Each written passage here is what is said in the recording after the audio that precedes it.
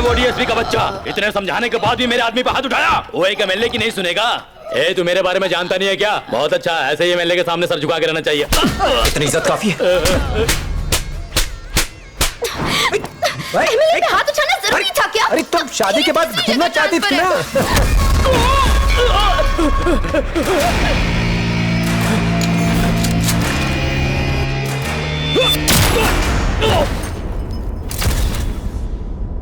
अखबार में photo छपवाकर super cop बनना चाहते हो? ये प्रोटोकॉल फॉलो नहीं करता सर।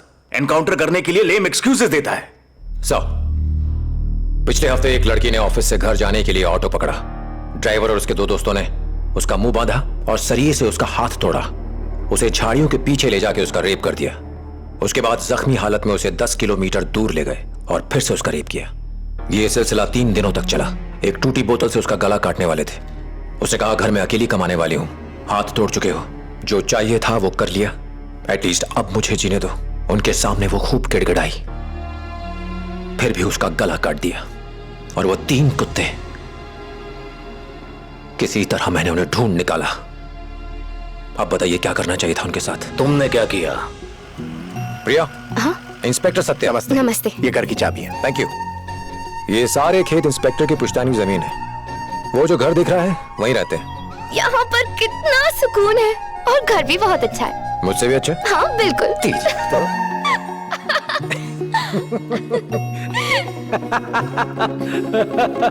हाँ, बस थोड़ा और ऊपर।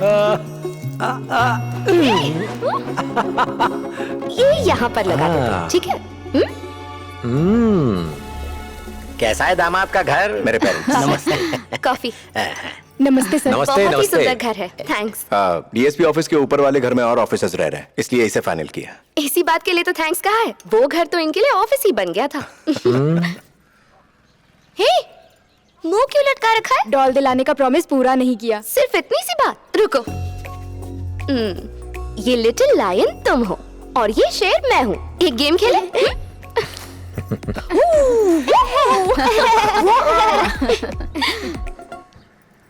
अब चलते हैं। फॉर्मेलिटी मत करना, कुछ चाहिए होगा तो कॉल कर लेना। ठीक है प्रिया? ठीक है। इजाजत दीजिए। हाँ। सत्या, कल सारे ऑफिसर्स को कॉल कर लेना। Okay sir.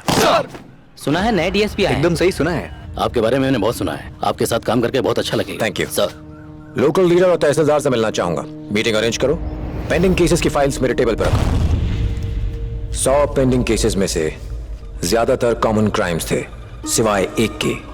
उसमें छुपे खतरे को उस वक्त मैं भी नहीं भाप पाया। इतना हीनियस क्राइम अब तक पेंडिंग क्यों है? कोई एक्शन क्यों नहीं लिया? हमने इन्वेस्टिगेट किया, फिंगरप्रिंट्स के अलावा और कोई सबूत नहीं है। नया गैंग था या पुराना, या फिर कोई अकेला इंसान, अब तक डिसाइड नहीं कर पाए। और भी कई केसेस थे, इसलिए फॉलो नहीं कर पाए सर।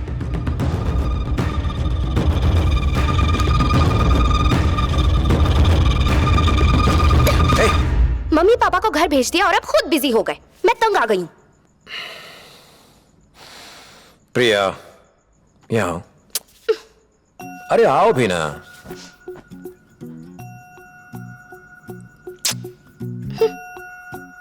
अच्छा बताओ, तुम्हारी सुंदरता का राज क्या है?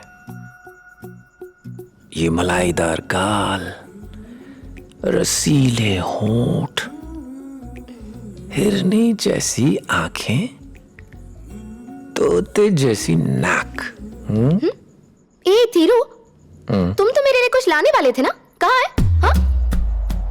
यहाँ मैं रोमांस के सागर में गोते लगा रहा हूँ और तुम्हें तुम्हारी गिफ्ट की पड़ी। पापा नहीं चाहिए, सॉरी।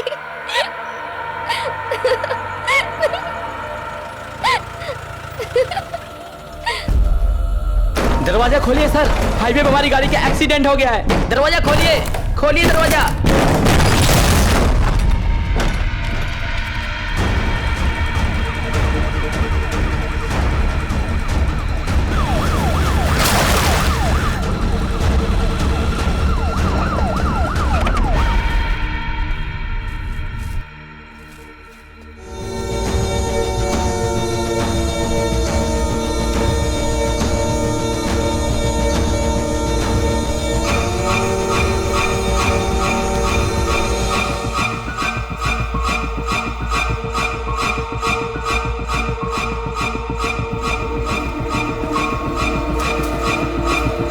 आप ही बताइए 10 कांस्टेबल्स मीलों लंबे हाईवे को कैसे सुरक्षित रख पाएंगे? इसके अलावा हाईवे पे भी काम चल रहा है, लाखों गाड़ियों में उन्हें पहचाने कैसे? पहले 11 बजे तक दुकान खुली रखता था, अब तो सूरज ढलते ही घर में दुबक जाता हूँ। रात को अकेले सड़क पर निकलने में डर लगता है।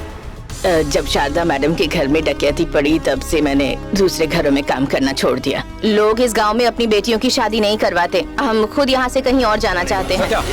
तमिलनाडु के सभी पुलिस स्टेशन पर फैक्स भेजो। इससे मिलते जुलते सभी केसेस के डिटेल्स चाहिए। Photos, videos, dog squad details, fingerprints, पैर के prints, tyre marks, material objects, physical evidences, quest report, postmortem report और केस से रिलेटेड और सभी रिपोर्ट्स। ऐसे और सिमिलर केसेस का पता लगा। एक ही गैंग था, कई जगहों पे हत्याएं कर वहां डकैती डाली। गुत्थी का एक सिरा ढूंढने के लिए हमने हैबिचुअल ऑफेंडर्स की लिस्ट बनाई और पूछताछ शुरू कर दी। चोरी करना एक आर्ट है। देखते ही वी कम टू नो घर में कितना माल होगा। घर में सूखते कपड़ों को देख के हाउ मेनी आदमी, औरत, नौकर है सब पता चल जाता है। डॉग्स भी बहुत इंपॉर्टेंट है। देसी ब्रीड है या फॉरेन ब्रीड। एक रोटी खाता है, दूसरा बिस्किट। अपना औजार ले जाएंगे तो आप जैसे पुलिस वाले बाहर इधर दबोचेंगे। घर के कबाड़ से ही औजार ढूंढते हैं। सूंघ के पता लगा लेते हैं किचन किधर, बेडरूम किधर। हाथ लगाते ही पता चल जाता है कौन सी कपड़ों की अलमारी है, कौन सी कैश की। मास्टर की अपने पास होती है, 5 मिनट में सब साफ। कुछ टेस्टी बनाओ तो खा भी लेते हैं साहब, फिर खिसक लेते हैं। वी आर आर्टिस्ट और आप हम पे खून का इल्जाम लगा रहे हैं। इंसल्ट है। खड़ा रहे।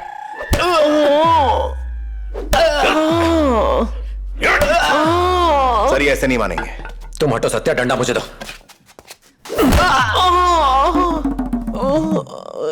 अलमारी खोलना मेरा खासियत है। 200 ग्राम तेल और पकड़ के लिए हाथ में राख चाहिए। वहीं जाते हैं जहाँ खिड़की के पास अलमारी होती है और खिड़की पे चढ़ के जमीन पे तेल डाल देते हैं और फिर जैसे चाहो एक उंगली से भी घुमा सकते हैं। और यही हमारा प्लान होता है सर। काम पूरा। भगवान हमारे पार्टनर हैं, लूट के माल का एक हिस्सा देते हैं। उनको कट नहीं मिला तो मेरा सर कट जाएगा। मैंने नहीं किया सर। खोल अपना मुंह। अरे ऐसा क्या किया? हमें नकली दारू बनाता है, नकली दारू बनाता है। त्रिची में केरावा जाति का एक गैंग काफी सक्रिय हुआ करता था। मैं डिपार्टमेंट में था तो मरियप्पन गैंग डकैतियां डालता था। वो लोग अपनी असली पहचान छुपा के रखते थे। 25 सालों से इन्फॉर्मर का काम कर रहा हूँ, इस तरह का घिनौना अपराध कभी नहीं देखा। सही में सर मुझे नहीं पता है सर। कोई आइडिया नहीं है सर। तमिलनाडु सर। गन रखते हैं डकैती के लिए। कभी नहीं सुना। लाइसेंस निकालो। जितनी भी सुनसान जगह सब जगह नोटिस लगा दो। बट ये ऑर्डिनरी केस नहीं है, ये एक्सट्रीमली रेयर और सीरियस केस है। कौन है ये डकैत? No idea. कैसे ट्रेवल करते हैं, जुर्म करके कैसे भागते हैं, नहीं पता। सिर्फ एक ही वार से विक्टिम की जान कैसे ले पाते हैं, नहीं मालूम। आज तक एक भी आई विटनेस क्यों नहीं मिला, अगेन नो आइडिया। वो शातिर न सिर्फ सवाल छोड़ गए पर साथ में एक फिंगरप्रिंट भी छोड़ गए। और चूंकि ये एक यूनिक केस है, हमने इस फिंगरप्रिंट को तमिलनाडु के हर पुलिस स्टेशन में भेजा। किसी भी अरेस्टेड क्रिमिनल से ये मैच नहीं किया, लेकिन कई दिनों की कोशिशों के बाद ये एक जगह मैच किया। 1995 से अब तक हुई 22 डकैतियों और हत्याओं के सिमिलर क्राइम सीन से यह फिंगरप्रिंट कॉमन फैक्टर निकला। यह कोई पुराना गैंग नहीं है, एक नया गैंग है जो पिछले 9 सालों से कानून के हाथों से बचता फिर रहा है। उन्हें नहीं पकड़ पाए तो ये क्राइम करते रहेंगे। अब तक 18 लोग जान गंवा चुके हैं, 60 आंख कान खो चुके हैं, जबड़े तुड़वा चुके हैं, कुछ कोमा में हैं। मैं हैरान हूं कि डिपार्टमेंट ने इतनी लापरवाही कैसे बरती। मैं सो नहीं पाता। उन बच्चों और बूढ़ों की चीखें मेरे कान में गूंजती हैं। क्राइम में विक्टिम की जान जाना कोई नई बात नहीं है। इसमें डिस्टर्ब होने की कौन सी बात है? एक आम नागरिक भी जुर्म के खिलाफ खड़ा हो जाता है। हम लोग तो उसकी सैलरी लेते हैं, हमारे घर चलते हैं उससे। एक शर्मिंदगी सी महसूस होने लगी है, लेकिन शायद आपको शर्म नहीं आती। तुम्हारा नेक्स्ट स्टेप क्या होगा? सर, सभी विक्टिम्स को सर के एक ही साइड पे मारा गया है। यह जानवरों को मारने की टेक्निक है। इसका एक कंक्लूजन निकलता है कि हत्यारे शिकार करना जानते हैं। उन्होंने देसी कट्टे इस्तेमाल किए जो इस स्टेट में नहीं बनते। पिछले क्राइम सीन से एक चप्पल, गुटखा और एक खाली कारतूस मिला। ये सब तमिलनाडु के बने हुए नहीं थे। डीजीपी की परमिशन से एक टीम के साथ पूरे देश में चेक करना चाहते। इतना बड़ा सर्च ऑपरेशन? पागल हो गए हो क्या? कुछ मामूली चोरों को पकड़ने के लिए पूरी बटालियन चाहिए। जानते भी हो कितना बड़ा देश है, कितने जेल्स हैं, पुलिस स्टेशन, कोर्ट्स हैं, रिकॉर्ड रूम्स भरे पड़े हैं। और तुम एक फिंगरप्रिंट मैच करवाने और कुर्सी तोड़ने के अलावा आखिर तुमने किया ही क्या है? यू मे गो, बाहर वेट करो। इतना बड़ा डिसीजन नहीं ले सकता। मिनिस्ट्री से बात करता हूं, फिर देखते हैं। नहीं माना। पब्लिक की सुरक्षा का सवाल है, कुछ तो करना पड़ेगा सर। देखो, इस केस के लिए एक स्पेशल क्राइम टीम बनाओ। एक वैन प्रोवाइड करता हूँ, उसे यूज करो। दूर जाना हो ट्रेन से जाओ। Yes sir. प्रिया के पास एक लेडी कांस्टेबल छोड़ के मैं निकल पड़ा। एक चप्पल, खाली कारतूस और एक फिंगरप्रिंट। इस देश के एक क्रिमिनल से वेरीफाई करना था। देखिए, आंध्रा में ज्यादातर ड्राइवर्स ऐसे ही चप्पल पहनते हैं। इस चप्पल से पता लगाना बहुत मुश्किल है। ठीक इसी तरह के 3 केसेस यहाँ भी रजिस्टर हो चुके हैं। 10 साल हो गए, अब तक कोई सुराग हाथ नहीं लगा।